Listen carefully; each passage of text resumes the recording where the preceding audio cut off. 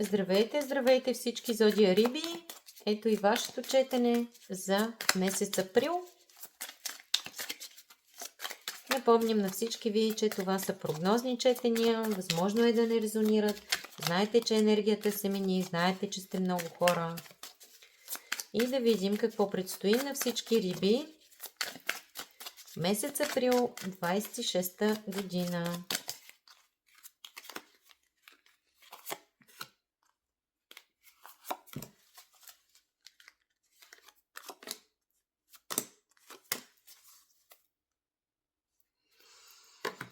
Може би много от вас ще научат урок през този месец. Вие сте в енергия на учене. Някои може да посещават курсове, семинари, да учат нещо. Посланията от Кипър за вас, скъпи риби, за месец април.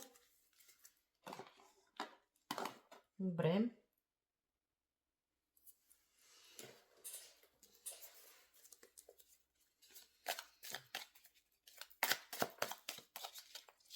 И една карта от символистика за всички зодия риби за месец април. Послание от този оракул за всички риби за месец април. Добре. Опитайте се да се съберете през този месец, не бъдете разпилени. Да видим сега в работен план за рибите. Изключителен успех, сплотеност, работа в екип. Сложни изчисления ще ви се налагат да правите, сложни пресмятания също така. Има нещо ново, към което тръгвате в работен план през този месец. Казвам отново, може би някои от вас ще учат нещо. Това ново начинание, този нов етап, който започва за вас в работен план, е свързан с бъдещето ви, както и това, че сте настроени доста така позитивно, доста оптимистично. Ще имате успех, ако обърнете внимание на подсъзнанието и чувствата си. Ако положите известно старание да намерите истината за себе си. Имаме учелника. Може би някои от вас ще взаимодействат с зодия Дева или с някой земен знак, както и с зодия Водолей, може би, но не е задължително. Във всеки случай, този месец ви очаква просперитет, изобилие и екипна работа.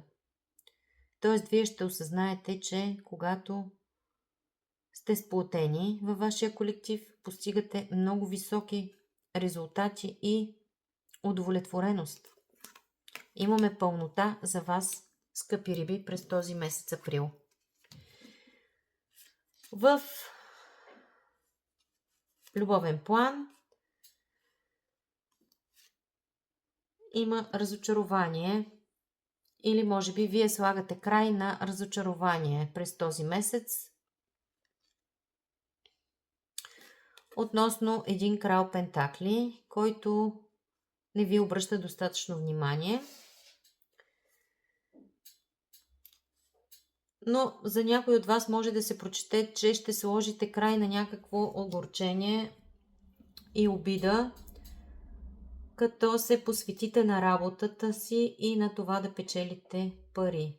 Тук отново имаме взаимодействие с земни зодии, Телец, Дева или Козирог, защото имаме много пентаклови карти. 2 от 3 карти са в земната стихия. Може би картите тук ви казват, че е време да сложите край на нещо, което не ви удовлетворява и да се посветите изцяло на работа.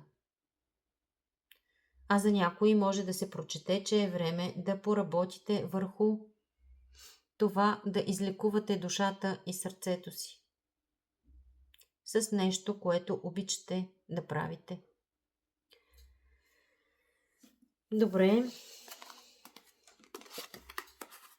Като послание за вас имаме джентълменът мъж и зрялата жена. Тук посланието е многозначно. За някой това може да значи да обърнете внимание на човека до себе си, на вашия партньор или партньорка. А за други може да се каже, че е време да послушате вашите родители, хората, които са по-опитни и по-зрели от вас, и да приемете тяхната помощ. Да се вслушате в техните съвети също така.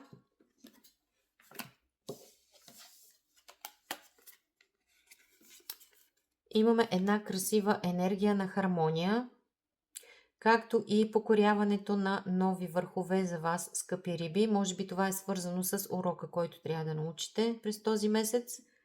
Няма да е лесно, но имаме една енергия на красота, на щастие, на любов. Да, това е трудно постижимо, но не е невъзможно. Такава беше прогнозата за вас, скъпи риби. Бъдете живи и здрави. Обичайте се. Желая ви хубав и успешен месец април. Благодаря ви и до скоро!